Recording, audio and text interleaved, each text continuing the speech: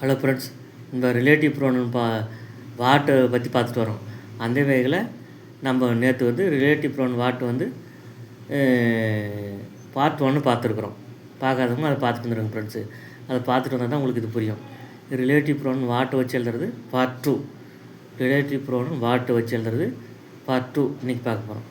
சரி, அதுக்கு ஒரு தமிழ் எக்ஸாம் கொடுத்துருக்குறோம் பாருங்கள். நீ என்ன சொன்னாயோ அந்த வார்த்தையை நான் கேட்கவில்லை. நீ என்ன சொன்னாயோ அந்த வார்த்தையை நான் கேட்கவில்லை. அதுக்கு முன்னே நம்ம சேனலில் கொஞ்சம் சப்ஸ்கிரைப் பண்ணுங்க ஃப்ரெண்ட்ஸு.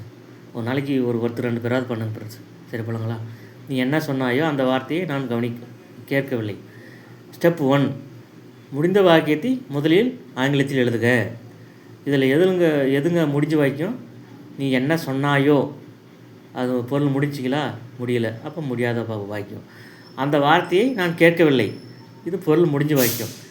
பொருள் முடிஞ்ச வாக்கியத்தை முதல்ல எழுத சொல்கிறேன். பொருள் முடிந்த வாக்கியத்தை முதலில் ஆங்கிலத்தில் எழுதுக. நான் அந்த வார்த்தையை கேட்கவில்லை. அது எப்படிங்க? என்ன டென்ஸுங்க? சிம்பிள் பாஸ்ட் டென்ஸ், நெகட்டிவ் ஸ்டேட்மெண்ட்டுங்க. அப்போ எப்படி எழுதிங்க? I did not hear the words. I did not hear the words அப்படின்னு எழுதிங்க. ஸ்டெப் 2, முடிவடையாத வாக்கியத்தில் உள்ள கேள்விச்சொல்லை கண்டுபிடித்து அடுத்ததாக எழுதி கொள்ள வேண்டும். இப்போது முடிவடையாத வாக்கியனாது நீ என்ன சொன்னாயோ அதில் கேள்வி சொல்லுது என்ன, அதான் அதை கண்டுபிடிச்சி அந்த என்னன்றதை ஆங்கிலத்தில் என்னன்னு சொல்லி நீங்கள் அந்த நம்ம ஸ்டெப் 1 ஒரு சென்டென்ஸ் எழுதணும் இல்லையா, அதுக்கு பின்னாடி எழுத சொல்கிறேன். Did not hear the word what அப்படின்னு வருது. முடிவடையாத வாக்கியத்தில் கேள்வி சொல்லை கண்டுபிடித்து அடுத்ததாக எழுதி கொள்ள வேண்டும். அப்போ சென்டென்ஸ் எப்படி வருது? ஐ did not hear the word what அப்படின்னு வரும். ஸ்டெப் 3, முடிவடையாத வாக்கியத்தில் உள்ள மிச்ச பகுதிகளை எஸ்விஐ பேட்டர்னில் எழுதி அதை வாட் என்ற கேள்வி சொல்லுக்கு அடுத்ததாக எழுதிவிட வேண்டும். முடிவடையாத வாக்கியத்தில் உள்ள மிச்ச பகுதிகளை எஸ்விஐ பேட்டர்னில் எழுதி அதை வாட் என்ற கேள்வி சொல்லுக்கு அடுத்ததாக எழுதிவிட வேண்டும். நீ என்ன சொன்னாயோ அதை என்னன்றது மினி கேள்வி சொல்லு ஆங்கிலத்தில் எழுதிக்கணும். மீதி என்னதுங்க? முடிவடையாத வாக்கியத்தில் என்ன பகுதி இருக்குது? நீ சொன்னாயோன்னு இருக்குது. அதை நீங்கள் எப்படி எழுதிக்கிங்க? நீ சொன்னாயின்னு அப்படி எழுதிங்க. நீ சொன்னாயின்னு எழுதிங்க. நீ சொன்னாயோன்றத நீ சொன்னாயின்னு கொஞ்சம் மாற்றி எழுதிங்க. நீ சொன்னாயின்றத எப்படி எழுதிங்க ஆங்கிலத்தில்? Simple past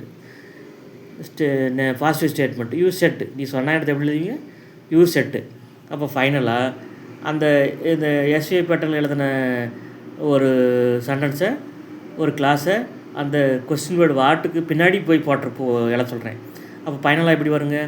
I did not hear the word what you said. நீ என்ன சொன்னாயோ அந்த வார்த்தையை நான் கேட்கவில்லை.